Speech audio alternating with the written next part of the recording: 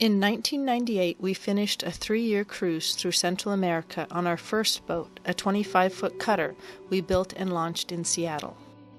Our family had grown to 4 and we needed more room, so we designed and built our next boat, Terrapin, a 39-foot junk-rigged ketch. First, we built a temporary shelter with the help of some cruising friends, then set up the building molds that would give shape to the hull. We built the hull upside down and rolled her over later.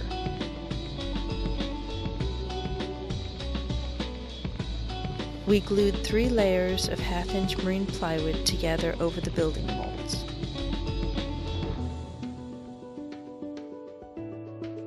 After many hours of fairing, filling, and sanding, the hull was ready to be covered with a layer of Zynyl cloth and epoxy to waterproof the wood.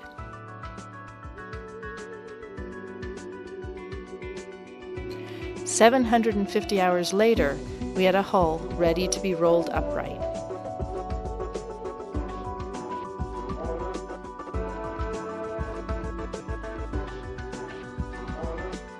We built 2 large square-sided wooden wheels and hired a small boom truck to roll the boat.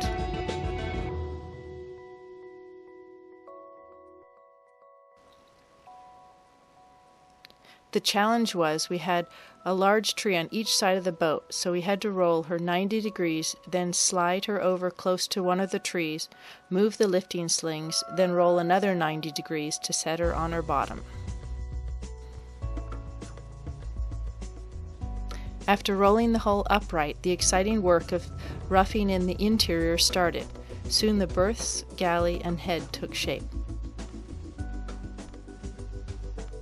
Knowing we wanted to go to some cold places, we built a thick, strong deck insulated with 1.5 inches of extruded foam insulation. Like the hull, we covered the 3/4-inch plywood deck with Zynyl cloth and epoxy resin. After the deck and cabin house were finished, we went back to work on the interior, trim, and systems. On our previous boat, we had installed glued-down teak decking and loved it.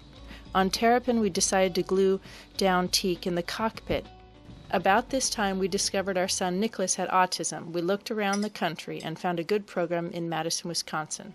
So we moved from the sun in Florida to the snow and sun in Wisconsin. To remind people that Terrapin is a wood boat, we glued 5/16-inch layer of wood to the transom.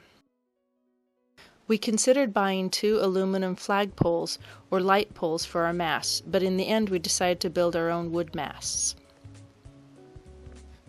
We found a good deal on some very dry, clear Douglas fir lumber and built 2 6-staved hollow masts.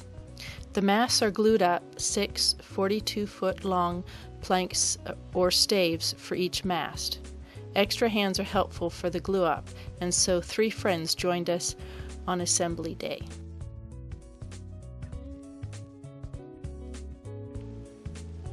After the glue cured, we shaped, sanded, sealed, and painted our 2 strong hollow masts.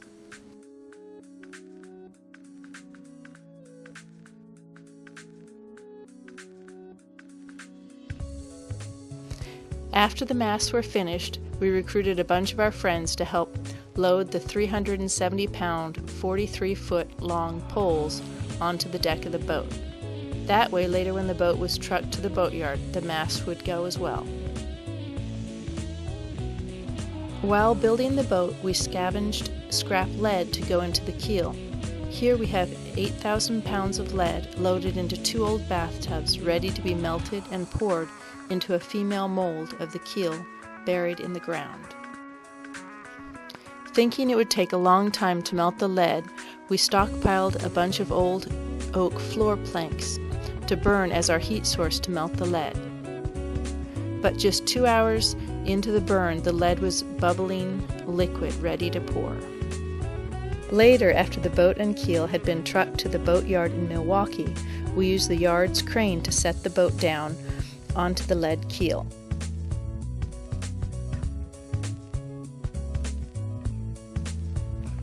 This is moving day.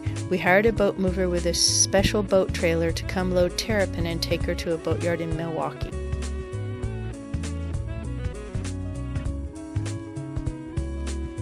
It had been a wet spring when we decided to have the boat moved to the yard. The ground was very soft, too soft as it turned out. The driver had to call for a tow truck to pull his truck and our boat out of our backyard. After 4,400 hours of work spread over 7 years, we finally launched Terrapin and sailed down the Heartland Rivers to the Gulf of Mexico. But that's a story for another time. We wanted a fairly shoal draft boat that would still be ocean capable, so we designed a keel centerboard boat. Terrapin draws 4 feet with the centerboard up and 7 feet with it down. The keel is 9 feet long and 18 inches wide, which makes Terrapin very easy to dry out on the beach or tidal grids.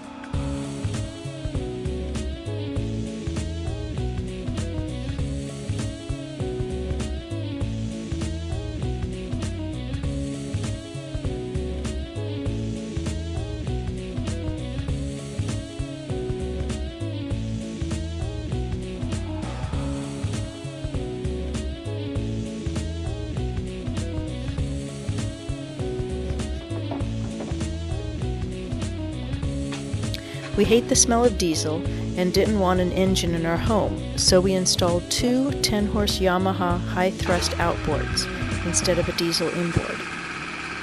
The 2 outboards give us 20 horsepower delivered to the water through 2 efficient 3-blade props.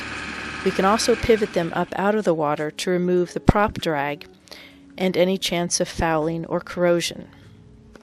One engine can push our 24,000-pound fully loaded boat over 5 knots in a calm. With both engines running, we can do almost 7 knots in a flat calm. We have motored against 20 knots of wind and 3-foot waves at just over 6 knots.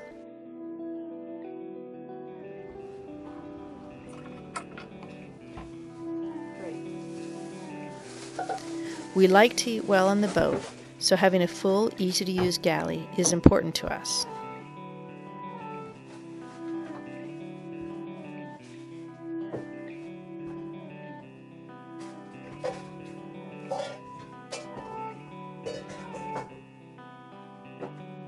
We have a 2-bowl sink, about 9 square feet of counter space, and a 2-burner propane stove with oven. We mounted this stove athwartships so that a sudden roll of the boat will not throw the cook into the stove or a pot onto the cook. We lived and cruised aboard our first boat with only a cooler as a fridge. At first we thought we would do the same on Terrapin. But a year after the launch, we built and installed a 12-volt, 6-cubic-foot refrigerator, and we love it.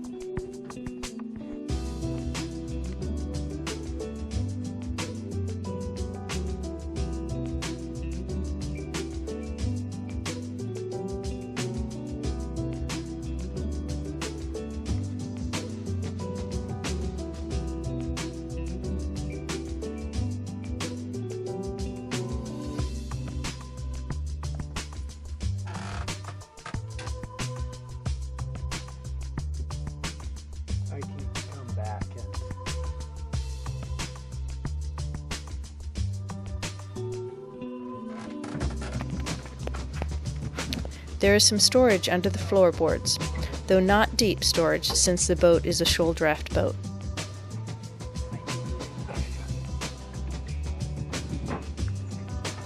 This is a centerboard case. There is some utensil and napkin storage in the top, and it doubles as a base for our 2-leaf fold-down table.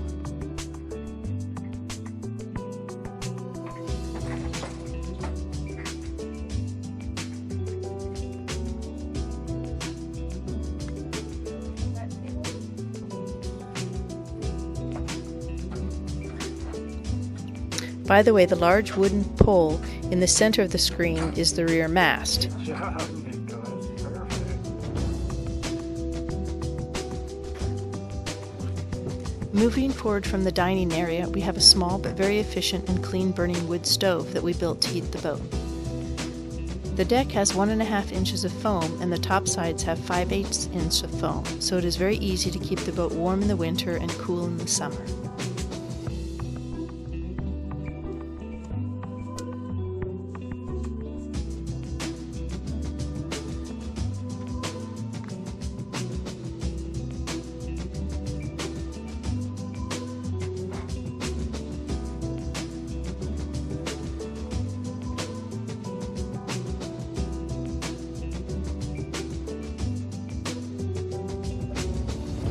Moving forward, we come to the head. We put the head up in the bow because we didn't want to have an area that is not used for long periods of time further back in the more comfortable area of the boat.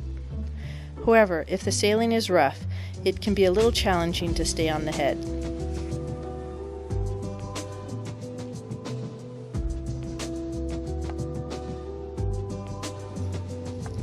This is the forepeak with the foremast just right of center and a lot of junk further forward. Yikes, it is definitely time to clean it out.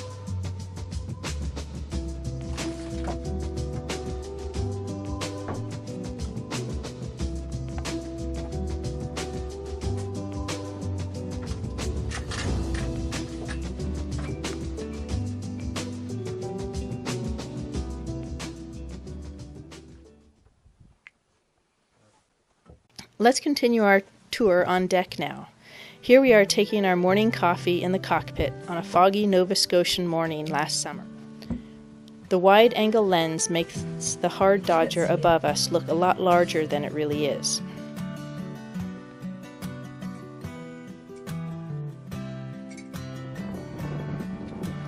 This scene of our daughter Rhiannon reading in the cockpit gives a better idea of the cockpit and Dodger size.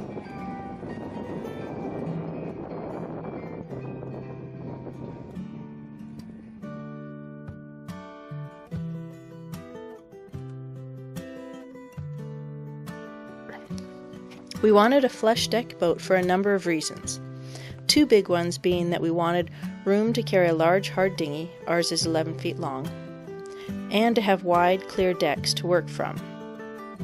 The decks aren't quite as clear as they could be, but they work.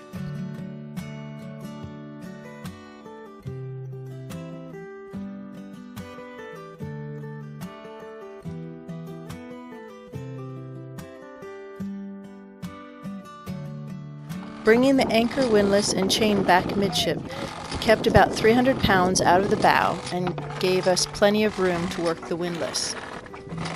With the foremast up near the bow, it would have been crowded if we hadn't moved the windlass back.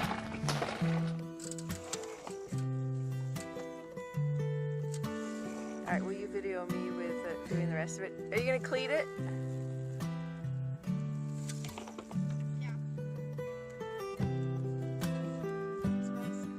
Alright, come over here, Rhiannon. With their aluminum battens, the sails are fairly heavy, but with a 2-to-1 halyard and a little help from gravity, they are not too hard to raise. A lot of people seem to think that junk rig sails are easier to make than conventional sails. This is not true. There is actually more labor in making junk sails. However, because the sails are divided into small panels by all the rigid battens, junk sails can be made from less expensive fabric. And if a sail tears, the damage is limited to that panel. Junk rigs run a sheet to each batten, as you can see here. Many junks will have single sheets or one sheet to each batten attached to the end of the batten. We have double sheets or 2 sheets to each batten, one on each side of the sail, attached about 18 inches in from the end of the batten.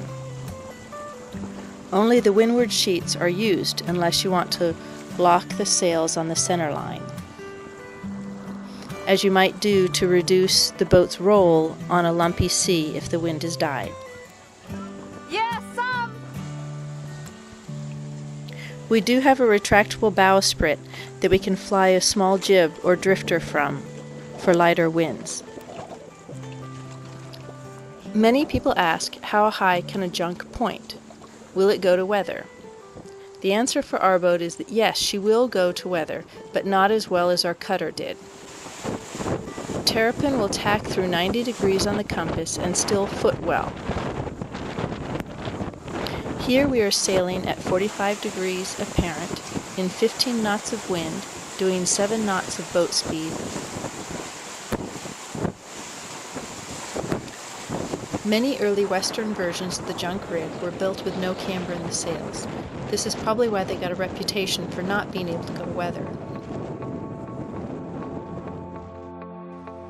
If you look closely at this photo, you will see that some of our battens each have 2 hinges in them. This allows the battens to bend a few degrees and therefore develop about 10 degrees of camber.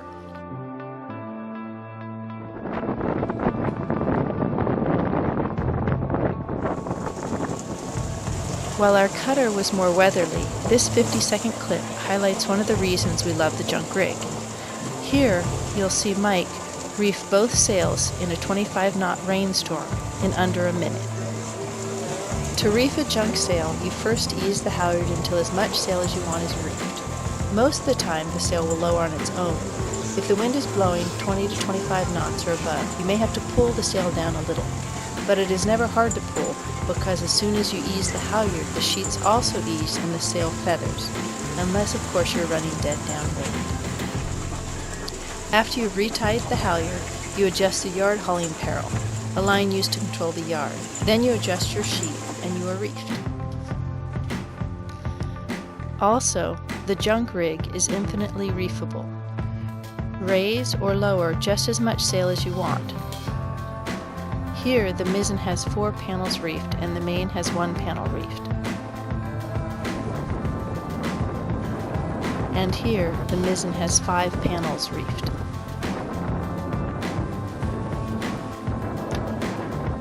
Because Terrapin has freestanding masts, we can ease the sails out more than 90 degrees to the center line, for example when running wing and wing dead downwind.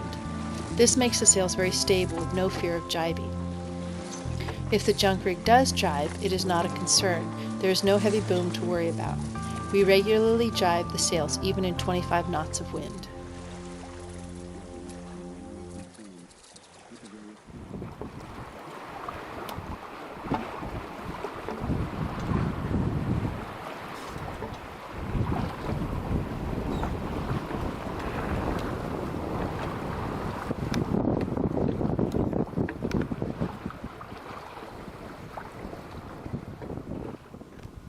Thanks for coming aboard. We hope you enjoyed this short tour of our home.